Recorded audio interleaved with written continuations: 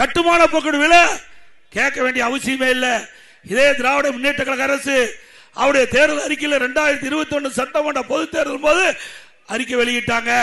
அதுல கட்டுமான பொருட்கள் விலை ஏறுகின்ற பொழுது அதை அத்தியாவசிய பட்டியலே சேர்க்கப்பட்டு விலை குறைக்கப்படும் என்று குறிப்பிட்டிருந்தாங்க.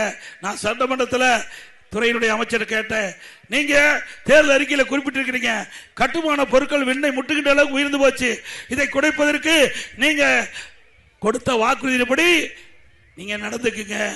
இதை கட்டுமான பொருட்கள் விலை உயர்கின்ற பொழுது அத்தியாவசிய பட்டியல சேர்த்து விலை குறைத்துக்கு நடவடிக்கை எடுக்கணும்.